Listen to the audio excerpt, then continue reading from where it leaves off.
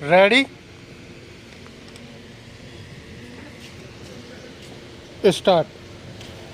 जो शब्द सबसे कम समझ में आते हैं और जिनका उपयोग होता है सबसे अधिक, ऐसे दो शब्द हैं सभ्यता और संस्कृति विराम।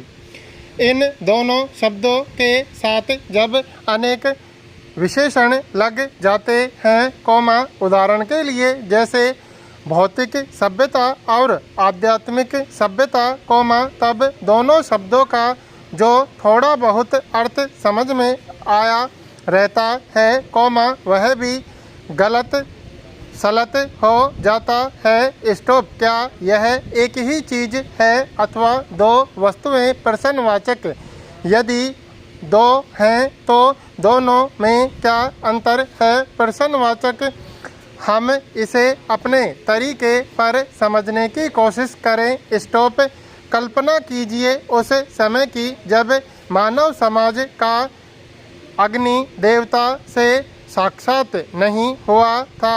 स्टॉप, आज तो घर घर चूल्हा जलता है। स्टॉप, जब आदमी ने पहल आग का आविष्कार किया होगा, वह कितना बड़ा आविष्कार करता होगा। स्टॉप, अथवा कल्पना कीजिए उस समय की जब मानव को सुई धागे का परिचय न था, जिस मनुष्य के दिमाग में पहल बात आई होगी कि लोहे के एक टुकड़े को घिसकर उसके एक सिरे को छेद कर और छेद में धागा पिरोकर कपड़े के दो टुकड़े एक साथ जोड़े जा सकते हैं, वह भी कितना बड़ा आविष्कार करता रहा होगा। स्टॉप, इन्हीं दो उदाहरणों का विचार कीजिए, पहले उदाहरण में एक चीज़ है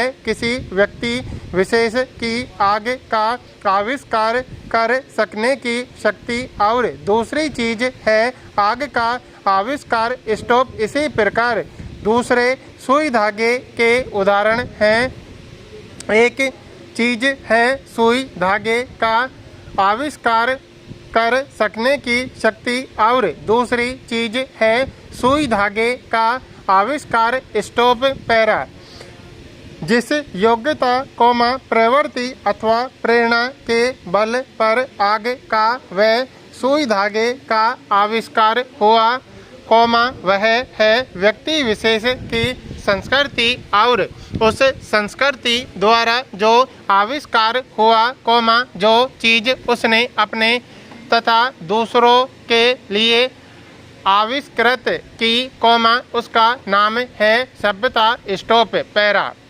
जिस व्यक्ति में पहली चीज़, जितनी अधिक व जैसी परिष्कृत मात्रा में होगी, वह व्यक्ति उतना ही अधिक व वैसा ही परिष्कृत आविष्कार करता होगा। स्टॉप, एक संस्कृत व्यक्ति किसी नई चीज़ की खोज करता है, किंतु उसकी संतान को वह अपने पूर्वज से अनायास ही प्राप्त हो जाती है। स्टॉप, जिस व्यक्ति की बुद्धि ने अथवा उसके विवेक ने किसी भी नए तत्व का दर्शन किया, वह व्यक्ति ही वास्तविक संस्कृत व्यक्ति है और उसकी संतान जिसे अपने पूर्वज से वह वस्तु अनायास ही प्राप्त हो गई है, वह अपने पूर्वज की भांति सभ्य भले ही बन जाए,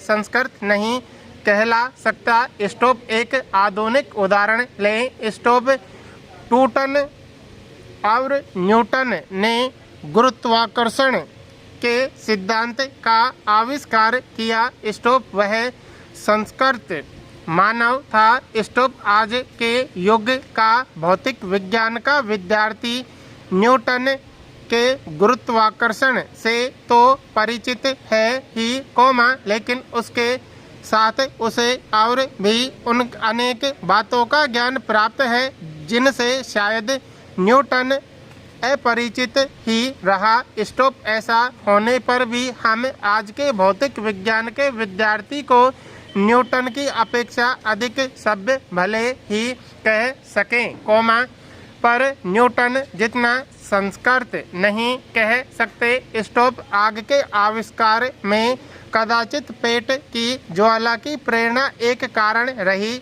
स्टोव सुई धागे के आविष्कार में शायद शीतोष्ण से बचने तथा शरीर को सजाने की प्रवृत्ति का विशेष हाथ रहा। स्टोव अब कल्पना कीजिए उस आदमी की जिसका पेट भरा है, जिसका तन ढका है, लेकिन जब वह खुले आकाश के नीचे सोया हुआ रात के जगमगाते तारों को देखता है, तो उसको केवल इसलिए नींद नहीं आती क्योंकि वह यह जानने के लिए परेशान है कि आखिर यह मोती भरा थाल क्या है। प्रश्नवाचक पेट भरने और तन ढकने की इच्छा मनुष्य की संस्कृति की जननी नहीं है। स्टोव पेट भरा और तन ढका होने पर भी ऐसा मानव जो वास्तव में संस्कृत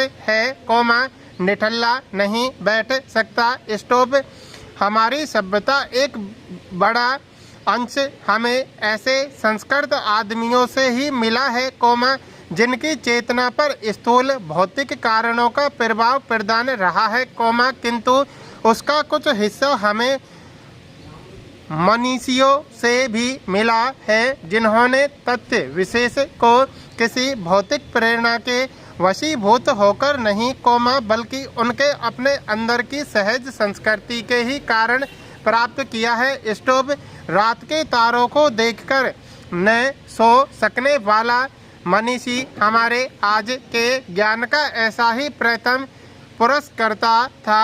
स्टोव पैरा भौतिक प्रेरणा, जिनेप्सा, क्या ये दो ही मानव संस्कृति के माता पिता हैं? प्रश्नवाचक दूसरे के मुंह में कोर डालने के लिए जो अपने मुंह का कोर छोड़ देता है, उसको यह बात क्यों और कैसे सूझती है? प्रश्नवाचक रोगी बच्चे को सारी रात गोद में लिए जो माता बैठी रहती है, वह आखिर ऐसा क्यों करती है? स्टोव सुनते हैं कि क्या रूस का भाग्य विधाता लेनिन अपनी डेस्क में रखे हुए डबल रोटी के सूखे टुकड़े स्वयं न खाकर दूसरों को खिला दिया करता था। स्टोव वह आखिर ऐसा क्यों करता था? प्रश्नवाचक संसार के मजदूरों को सुखी देखने का स्वप्न देखते हुए कार्ल मार्क्स ने अपना सारा जीवन दुख में बिता दिया और इन सबसे बढ़कर आज नहीं, आज से 2500 वर्ष पूर्व सिद्धार्थ ने अपना घर केवल इसलिए त्याग दिया कि किसी तरह तृष्णा के वशीभूत लड़ती कटती मानवता सुख से रह सके। स्टोव पैरा हमारी समझ में मानव संस्कृति की जो योग्यता आग व सुई धागे का आविष्कार कराती है, वह भी संस्कृति है। जो योग्यता तारों की जानकारी कराती है, वह भी है।